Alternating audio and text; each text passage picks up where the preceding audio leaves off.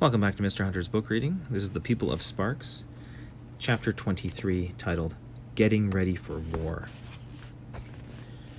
The announcement shocked the people of Ember. That evening, they swarmed through the halls of the Pioneer Hotel in an uproar. People wept and shouted and moaned.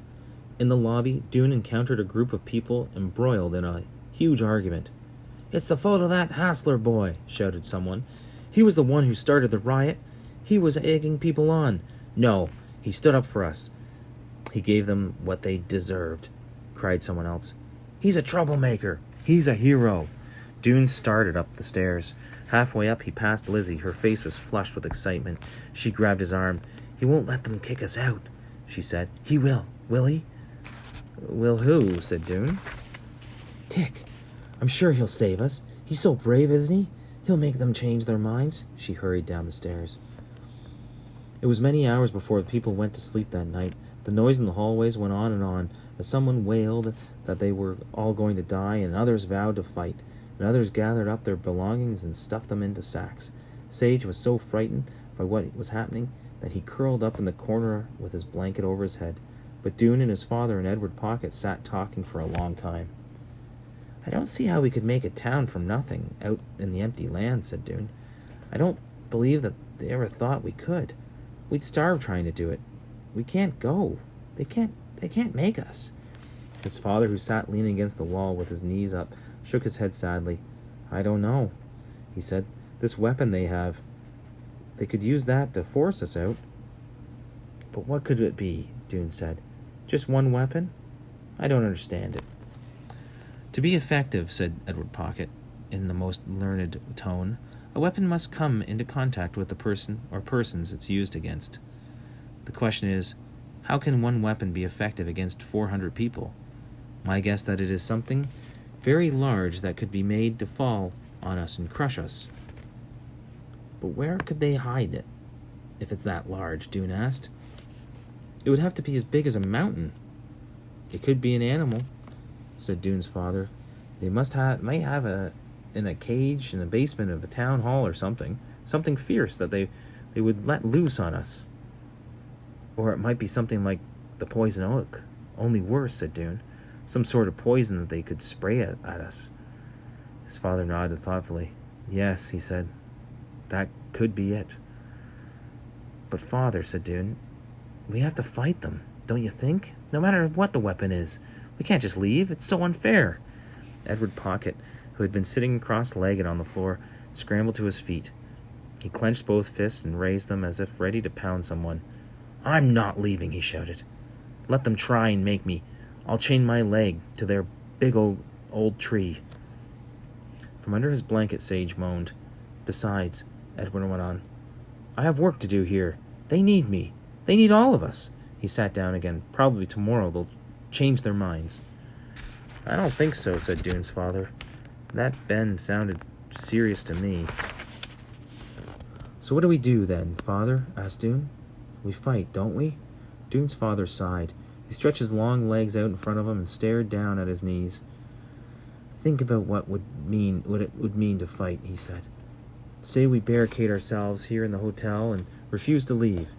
They come at us with their weapon, whatever it is. Some of us are hurt, some die. We go out to meet them with whatever weapons we can find, sticks maybe, or pieces of broken glass. We battle each other." He ran his hand across his head and sighed again. "Maybe they set fire to the hotel. Maybe we march into the village and steal the food from them. And then they come back after us, and they beat us. We beat them back. In the end, maybe we damage them so badly that they're too weak to make us leave. What do we have? Friends, neighbors, families dead. A place half destroyed, and those left in it full of hatred for us. And we ourselves, we will have to live with the memory of the terrible things we have done." Dune pictured all this as his father spoke. He hadn't really imagined before what fighting would be like. But still, he said, "At least some of us would survive and have a place to live. If we go out into the empty lands, we'll all die." His father just shook his head. "I don't know, Dune. I have to admit, I just don't know what we should do." "I know what I'm going to do," said Edward Pocket. "What?" asked Dune. "Go to bed," said Edward. He stamped over to his closet and crawled in. "Wake me up," he said, when you've got all this figured out. An hour or so later, the noise of marching sounded in the hallway, and a thump, thump, thump of knocks on doors, one after the other. Tick's voice rang out, calling all fighters, he shouted. All fighters, all those who refuse to be banished. Meet me at the head of the road. We must make a plan. The footsteps passed, and Dune heard the same message repeated farther down the hallway, and again farther yet. He put his clothes and shoes back on, and in spite of what his father had said, he still didn't think the people of Ember should agree to quietly go into the wilderness. Somehow they must resist, and Tick was the only one with a plan.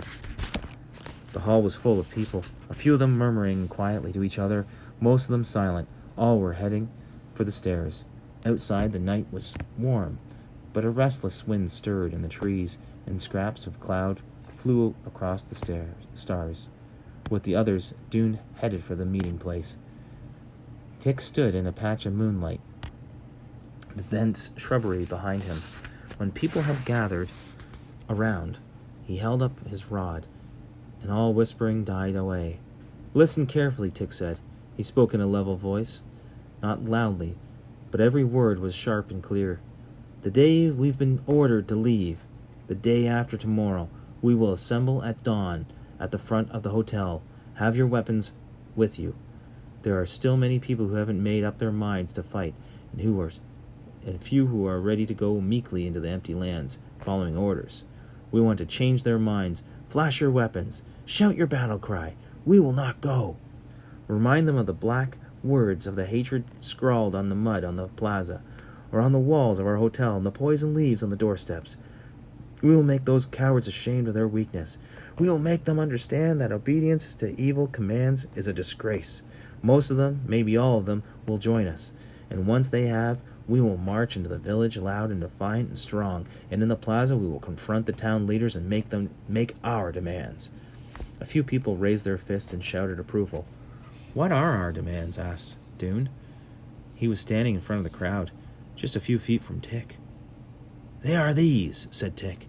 We demand to be made full citizens of this town, not just cast out into the wilderness. We demand to be properly fed. We demand decent places to stay. We demand the end to unfair rules and insults. These seemed reasonable things to ask for, Dune thought. And if they refuse to agree to our demands, he asked, then of course we fight. But they have this terrible weapon they talk about, said Dune. What about that? Others echoed the question. Yes, what about it? Tick smiled. His teeth showed white in the moonlight. They have one weapon, he said. We have many. And each weapon, in the right hands, is an engine of power. His voice grew louder. We will attack them, he cried, like this. And he raised his steel rod and brought it slashing down so that the air whistled around it. The end cut into the ground.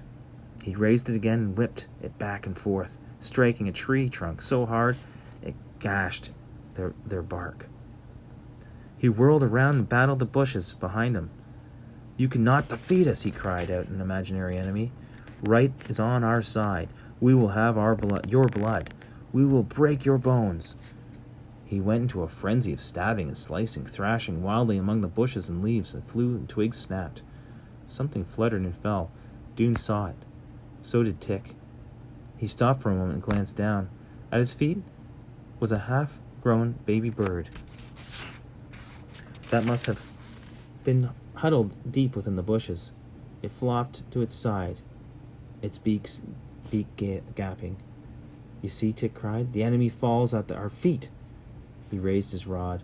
With one blow, Dune stepped forward and grabbed Tick's arm. Don't, he said. Tick tried to pull away, and then he relaxed and lowered his weapon and grinned. Okay, he said. I think it's dead anyhow. Then he stuck the toe of his shoe beneath the bird and flipped it away into the grass. But you get the idea, he said, turning back toward his warriors. Imagine hundreds of us doing that. We'll be unbeatable. His face was alight with glee. And that was when Dune's vague, uneasy feelings came together into one clear understanding. Tick wants war. The thought of war excites him and makes him happy. But not me. The thought of war makes me sick. Dune's way parted from Tick's. That night, he walked back to the hotel and up the stairs slowly, his heart heavy. He still didn't know what he was going to do the day after tomorrow. All he knew was that he did not want Tick for his commander. He would command himself. That's the end of the chapter.